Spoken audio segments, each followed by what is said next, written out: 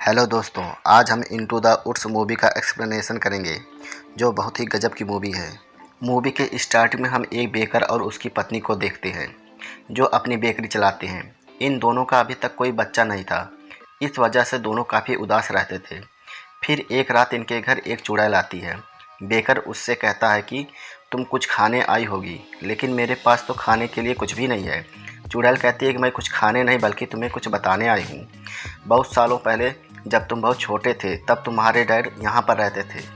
उस वक्त तुम्हारी मॉम को बच्चा होने वाला था जो तुम्हारा कोई भाई या बहन होता, और तुम्हारी माँ का दिल सिर्फ सब्जियाँ खाने को करता था। और फिर एक रात तुम्हारे डैड मेरे बाग से सब्जियाँ चुराने आए और मैंने उन्हें देख लिया। अगर मैं चाहती तो अपने जादू से उसे मूर्ति की कोई भी चीज़ बना सकती थी, लेकिन मैंने ऐसा नहीं किया। मैंने सिर्फ तुम्हारे डैड को इतना कहा कि जब भी तुम्हारा कोई बच्चा होगा उसे मैं ले लूँगी। ये सुनकर तुम्हारे डैड वहाँ से भागने लगे, मगर जाते जाते वे मेरे बाग से जादुई बीज भी ले गए जो मेरी माँ ने मुझे दिए थे, और कहा था कि इन बीजों का ख्याल रखना, अगर ये गुम हुए तो तुम्हें सज़ा मिलेगी। फिर जैसे तुम्हारे डैड बीजों को लेकर दीवार पर चढ़े, आसमान में बिजली चमकने लगी और मुझे मेरी माँ के कहने के मुताबिक सज़ा मिली, यानी बहुत ही भयानक रोग, जिसकी वजह से मैं आज चुड़ैल बन चुकी हूँ और ऐसी दिखती हूँ। अब इस बात से मुझे बहुत गुस्सा आया। मैं तुम्हारे डैड से बदला लेना चाहती थी, इसलिए जब तुम्हारी बहन पैदा हुई तो मैंने उसे चुरा लिया और साथ ही साथ तुम्हारे डैड को एक बद्दुआ भी दी ताकि तुम्हारे घर कोई बच्चा पैदा ना हो, तुम्हारी नस्ल आगे बढ़ ना सके, और इसी वजह से तुम्हारा भी कोई बच्चा नहीं है। बेकर को आज से पहले ये बात मालूम नहीं थी और चुड़ैल से वह पूछता है कि क्या मेरा कोई भाई भी है। इस पर वो कहती है नहीं, तुम्हारा कोई भाई नहीं बल्कि एक बहन है, लेकिन अब वो मेरे पास है। इसके बारे में मैं तुम्हें कुछ नहीं बता सकती हूँ, लेकिन हाँ, अगर तुम चाहती हो कि तुम्हारे ख़ानदान को दिए गए ये श्राप खत्म हो जाए तो तुम्हें 3 दिन के अंदर ही अंदर 4 चीज़ें लानी होगी, क्योंकि 3 दिन के बाद आसमान में पूरा चाँद निकलेगा। ये दिन बहुत खास होता है, 100 साल में एक बार ही आता है। इन चीज़ों में पहली चीज़ एक गाय है जो दूध की तरह सफ़ेद हो, दूसरा एक कपड़ा हो जो खून की तरह एकदम लाल हो, तीसरा एक बाल जो चने की दाल की तरह सुनहरा हो, और चौथा एक जूता जो सोने की तरह चमकदार हो। अब तुम जल्दी से जल्दी जंगल में जाओ ताकि सारी चीज़ें तुम्हें मिल सके। जाने से पहले बेकर की वाइफ अपने हस्बैंड को एक कोट पहनने के लिए देती है, लेकिन वह उसे गिरा देता है और कहता है कि ये मेरे डैड का कोट है, मैं इसे नहीं पहनूंगा क्योंकि उनकी वजह से ही ये सब कुछ हुआ है। तब उसकी वाइफ देखती है कि कोट के जेब से वही बीज निकल कर बाहर गिरते हैं, जिन्हें वो देख के समझ जाती है कि ये वही जादुई बीज हैं जो बेकर के डैड ने चुड़ैल के बाग से चुराए थे। यहाँ हम एक लड़की सिंड्रेला को देखते हैं जो अपनी सौतीली माँ और अपने बहनों के साथ रहती है। सारा काम सिंड्रेला को ही करना पड़ता है। एक दिन उसकी सौतीली माँ और उसकी बहन राजा के जश्न में जा रही थी। तब सिंड्रेला कहती है कि मैं भी आपके साथ चलूँगी, जिस पर वो उसका मजाक बनाती हैं और कहती हैं कि तुम इन कपड़ों में जाओगी, तुम अपने कपड़े देखो, अपने जूते देखो, सब वहाँ पर तुम्हारा मजाक बनाएंगे, तुम्हारे ऊपर हंसेंगे। फिर उसकी माँ जानबूझकर वहाँ पर दाल बिखेर देती है और कहती है कि पहले तुम इसे उठाओ और अपना काम करो, फिर आ जाना। उनके जाने के बाद सिंड्रेला अपनी मॉम के कब्र पर जाती है जो जंगल में है। वहाँ पर सिंड्रेला ने एक पौधा लगाया हुआ था जो उसके आंसुओं से बहुत बड़ा हो चुका था, क्योंकि वह बहुत दुखी थी और रो रही थी, और वह अपनी आंखें बंद करके कहती है आज मैं कुछ मांगना चाहती हूँ। तभी उसे उस पेड़ पर उसकी माँ की आत्मा दिखती है जो कहती है कि मेरी बेटी, आज तुम जो चाहो मांग सकती हो। और वह अपनी माँ से कुछ मांगती है और फिर अगले ही पल सिंड्रेला के कपड़े बदलने लगते हैं और उसके जिसमें बहुत ही सुंदर गोल्डन कलर का लिबास आ जाता है। साथ ही पैरों में बहुत प्यारे सुनहरे जूते भी आ जाते हैं। इधर जंगल में बेकर उन 4 चीज़ों को ढूंढ रहा होता है। तभी उसे एक बच्ची दिखती है जिसने अपने फ्रॉक पर एक कवर पहना था जिसका रंग खून की तरह लाल था। तभी वहाँ पर चुड़ैल भी आ जाती है और बेकर उसे कहता है कि ये सारी चीज़ें तुम खुद क्यों नहीं हासिल कर लेती। वो कहती है कि उन 4 चीज़ों में से मैं किसी को भी छू नहीं सकती हूँ। ये कहती ही वह वहाँ से चली जाती है। इधर बेकर ज़बरदस्ती उस लड़की से उसका लाल रंग का कवर छीन लेता है, जिससे वो चिल्लाने लगती है। तब मजबूर होकर उसको उसका कवर वापस देना पड़ता है। इसके बाद वो लड़की बेकर के पैर पर लात मारकर चली जाती है। तभी बेकर के पास उसकी पत्नी भी आ जाती है। इन्हें जंगल में एक बच्चा जैक दिखता है जिसके पास एक गाय थी, बिल्कुल वैसे ही जैसे इन्हें चाहिए थी, यानी दूध की तरह सफ़ेद। बेकर उस बच्चे से पूछता है कि तुम कहाँ जा रहे हो। इस पर वो कहता है कि मैं अपनी गाय को बेचने शहर जा रहा था, लेकिन मैं अपना रास्ता भूल गया हूँ। बेकर उससे पूछता है कि तुम कितने में बेचोगे अपनी गाय को। वो कहता है कि सोने के 5 सिक्के में। अब इन दोनों के पास सोने का एक भी सिक्का नहीं होता है। बेकर की वाइफ उससे पूछती है कि हमारे पास सोने के सिक्के तो नहीं हैं, बल्कि 5 जादुई बीज हैं, उनके बदले में हमें ये गाय दे दो। इसके लिए जैक मान जाता है क्योंकि वो अपनी गाय से बहुत प्यार करता है। इसलिए वो कहता है कि एक दिन मैं अपनी गाय को तुमसे वापस लेने ज़रूर आऊँगा। एक कहते ही वो वहाँ से चला जाता है। फिर बेकर उस तरह जाने लगता है जहाँ पर वो लड़की गई थी। वो लड़की अपनी दादी के घर गई होती है, जहाँ पर एक भेड़िया उसकी दादी का भेष बदल कर लेटा हुआ था। वो उसकी दादी को निगल चुका था। वो उससे हैरान होकर पूछती है कि दादी, आपके कान इतने लंबे लंबे क्यों लग रहे हैं। तभी इनके घर के बाहर खड़े बेकर को बच्ची की चीखने की आवाज़ सुनाई पड़ता है और वह फ़ौरन घर के अंदर जाता है तो देखता है कि भेड़िया दादी के साथ साथ उस बच्ची को भी खा गया है और अभी सो रहा है।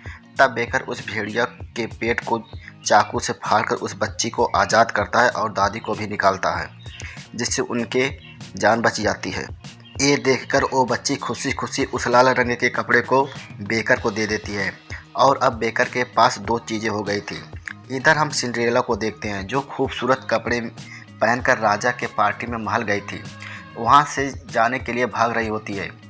दरअसल उसने प्रिंस के साथ पार्टी में डांस किया था जो उसे पहली नज़र में पसंद करने लगा था। वो भी सिंड्रेला का पीछा कर रहा था और उससे बचने के लिए वह वहाँ से भाग रही थी और वो भागते भागते जंगल में आ गई थी, जहाँ रास्ते में बेकर की पत्नी उसे देख लेती है। तभी सिंड्रेला वहाँ पर छुप जाती है। प्रिंस बेकर की पत्नी से पूछता है कि क्या आपने किसी लड़की को यहाँ से भागते हुए देखा है। इस पर वो मना कर देती है क्योंकि उसे ये लोग खतरनाक लगते हैं। इसके बाद प्रिंस वहाँ से चला जाता है। तभी बेकर की पत्नी और सिंड्रेला आपस में बातें करने लगती हैं। तभी बेकर की पत्नी देखती है कि इसने जो जूते पहने हैं वो सुनहरे हैं, बिल्कुल वैसे ही जैसे इन्हें चाहिए। अब उससे पहले वो सिंड्रेला से जूते मांगती, उसकी गाय वहाँ से भाग गई थी, इसलिए उसे अपने गाय के पीछे जाना पड़ता है। इतनी ही देर में सिंड्रेला वहाँ से भाग जाती है, इसलिए ना उसे गाय मिलती है और ना ही सुनहरे जूते। अगली सुबह हम प्रिंस और उसके भाई को देखते हैं। उसका भाई प्रिंस को बताता है कि जंगल में काफ़ी ऊंची बिल्डिंग है, उसके अंदर जाने का कोई रास्ता नहीं है। बिल्डिंग पर सबसे ऊपर एक लड़की रहती है जिसका नाम रूपांजल है। वो बहुत ही प्यारी है, उसके बाल बहुत ही लंबे और सुनहरे हैं, बिल्कुल चने के दाल की तरह। मैं उससे बहुत पसंद करता हूँ। एक दिन मैं उससे मिलना चाहा। मैंने कहा कि रूपांजल अपने बाल नीचे फेंको, और जब उसने अपने बाल नीचे फेंके मैं उसके जरिए ऊपर चला गया। यह सब बेकर की पत्नी सुन लेती है क्योंकि उसे भी सुनहरे बाल चाहिए, इसलिए वो भी बिल्डिंग के पास जाकर कहती है रूपांजल अपने बाल नीचे फेंको। और तभी खिड़की खोलकर रूपांजल बाहर आती है जो सच में बहुत ही सुंदर थी। ये और कोई नहीं बल्कि बेकर की बहन है जिसे चूल्हे ने यहाँ पर कैद कर रखा था, लेकिन वह ये बात नहीं जानती है, इसलिए वो चूल्हे को ही अपनी माँ समझती है। बेकर की पत्नी कहती कि रूपांजल अपने बाल नीचे फेंको, और इस बार वो अपने बाल नीचे फेंक देती है, जिन्हें काटकर बेकर की पत्नी वहाँ से भाग जाती है। वो सीधा अपने हस्बैंड के पास जाती है जहाँ पर हस्बैंड ने गाय को ढूंढ लिया था। अब उनके पास 3 चीज़ें हो जाती हैं। इधर हम उसी छोटे बच्चे जैक को देखते हैं जो अपने घर पहुँच गया था, और जब उसकी माम को पता चलता है कि वो अपनी गाय को सिर्फ 5 बीजों के बदले बेच आया है तो वह उस पर बहुत गुस्सा करती है और कहती है कि तुम बहुत बड़े बेवकूफ़ हो जो 5 बीजों के लिए तुम अपनी गाय को बेच दिए। ये कहने के बाद वो इन बीजों को वहीं पर फेंक देती है। फिर अगली सुबह जैक देखता है कि उसके घर के बाहर एक बहुत बड़ा पेड़ है जो आसमान की बुलंदियों को छू रहा है, और अब वो उस पेड़ पर चढ़ना शुरू कर देता है। फिर वो रात को एक सोने का अंडा लेकर बेकर और उसकी वाइफ को दे देता है और कहता है कि अब मुझे मेरी गाय वापस चाहिए। बेकर की पत्नी अंडे को देखकर काफ़ी हैरान हो जाती है। वो कहती है कि मैंने आज तक इतना बड़ा अंडा कभी नहीं देखा है, वो भी सोने का। ये तुम्हें कहाँ से मिला? जैक वह बताता है कि जो बीज तुमने मुझे दिए थे ज़मीन में गिरने की वजह से बहुत बड़ा पेड़ बन गया जो दूसरी दुनिया तक जाता है। वहाँ पर इंसान नहीं बल्कि दूसरे लोग रहते हैं जिन्हें हम राक्षस कहते हैं, और उनका साइज बहुत ही बड़ा होता है। हम इंसान उनके आगे कीड़े मकोड़े जैसे छोटे लगते हैं। ये अंडा वहीं से लाया हूँ। बेकर उससे उनकी गाय लौटाने से मना कर देता है और जब ये लोग उससे बहस कर रहे होते हैं तब अचानक वो गाय गिर जाती है और वहीं पर उसकी मौत हो जाती है। तभी आसमान से चुड़ैल की आवाज़ आती है, 2 दिन गुजर चुके हैं और अब तुम्हारे पास बस एक ही दिन बचा है। चुड़ैल अपने घर आती है और देखती है कि रूपांजल से प्रिंस का भाई मिलने आया है, जिसे देखकर उसे बहुत गुस्सा आता है। इसलिए उसके जाने के बाद वो रूपांजल के बाल काट देती है ताकि दोनों दोबारा ना मिल सके। जैक जब घर जा रहा होता है तो उसे वही लड़की मिलती है जिसने बेकर को लाल कबर दिया था। वो उस लड़की को सोने का अंडा दिखाता है और बताता है कि मैं इसे राक्षसों की दुनिया से लाया हूँ। वहाँ पर एक बहुत बड़ी मुर्गी है जिसने ये अंडा दिया था और वो वहाँ पर गीत बजने वाली ऐसी चीज़ भी बताता है जिसके बगैर छूते ही संगीत बहुत अच्छा बजता है। इस पर बच्ची कहती कि ऐसे कैसे हो सकता है, तुम झूठ बोल रहे हो, अगर ये सच है तो तुम उस चीज़ को लाकर दिखाओ। तब जैक उसकी बात मान लेता है और वह राक्षसों की दुनिया में जाकर उस इंस्ट्रूमेंट को चुरा लेता है। इस बार एक राक्षस उसे देख लेता है और उसका पीछा करते हुए पेड़ से नीचे उतरने लगता है, लेकिन इससे पहले वो ज़मीन पर आता जैक कुल्हाड़ी से उस पेड़ को काट देता है। पेड़ से गिरने की वजह से उसकी मौत हो जाती है। इधर सिंड्रेला जो एक बार फिर राजा की पार्टी को छोड़कर भाग रही होती है, लेकिन इस बार उसके पैर सीढ़ियों पर चिपक जाते हैं क्योंकि प्रिंस ने यहाँ पर कुछ लगा दिया था ताकि सिंड्रेला यहाँ से ना भाग पाए। तब वो अपने जूते उतार कर वहीं साइड में बैठ जाती है और प्रिंस के बारे में सोचती है कि मैं तुमसे इसलिए नहीं मिलना चाहती हूँ, जब तुम्हें मेरी सच्चाई का पता चलेगा तब तुम मुझे कभी नहीं अपनाओगे।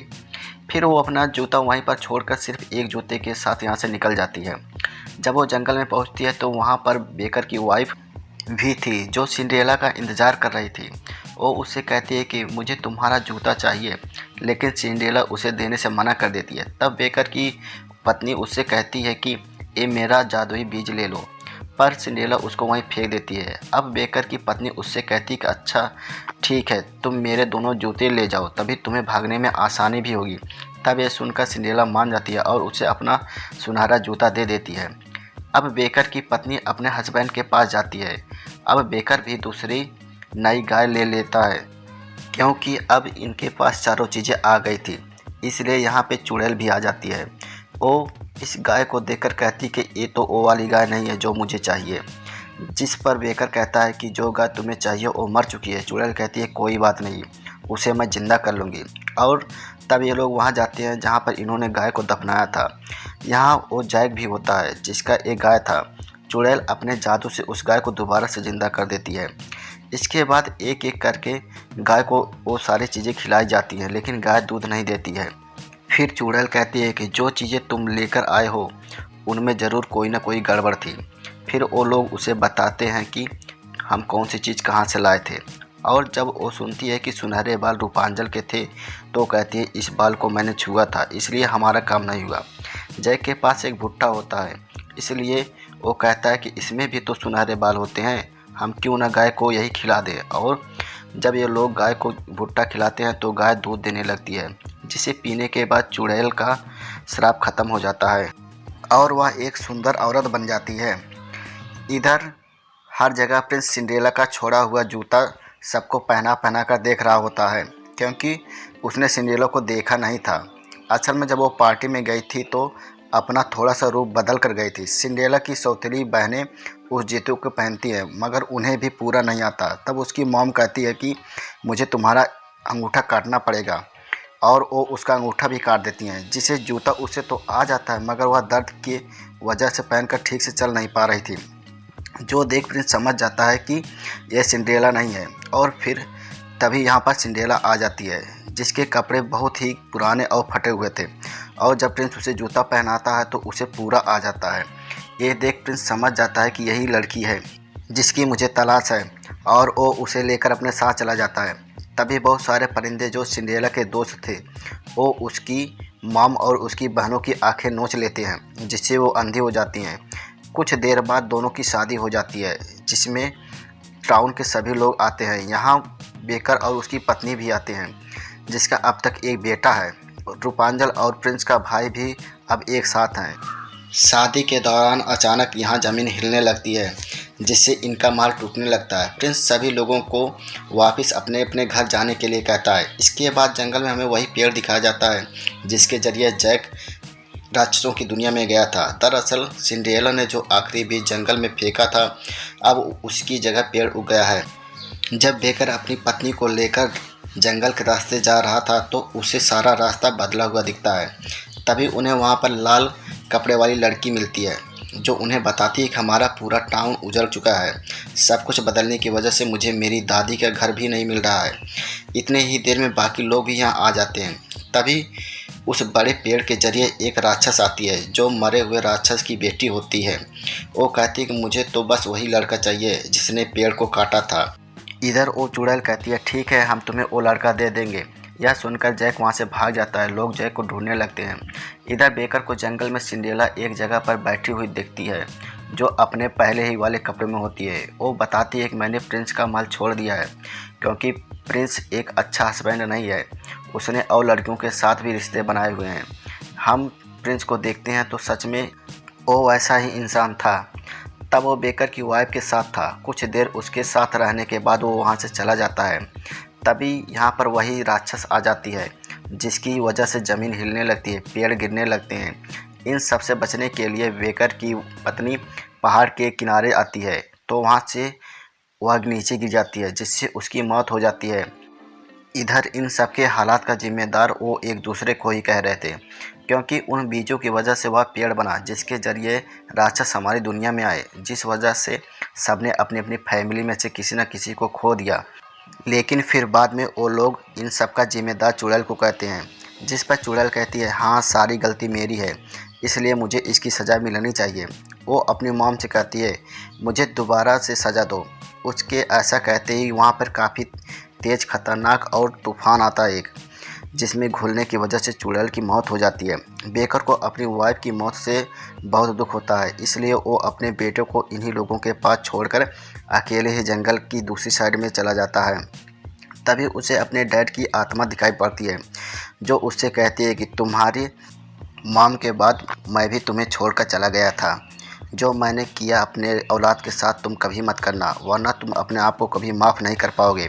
बेकर को अपने डैड की बात समझ में आ जाती है, इसलिए वो अपने बेटे के पास वापस आता है और फिर वो लोग फैसला करते हैं कि उस राक्षस को उसी तूफान के दरिए में फंसा के मार देंगे जिसमें घुलने से चुड़ैल की मौत हुई थी। और तभी वहाँ पर वो राक्षस आ जाती है जिस पर सिंड्रेला के पक्षी आक्रमण कर देते हैं। फिर वो सब लोग मिलकर उस पर हमला करते हैं, उसे भी तूफान के उस घेरे में ले आते हैं।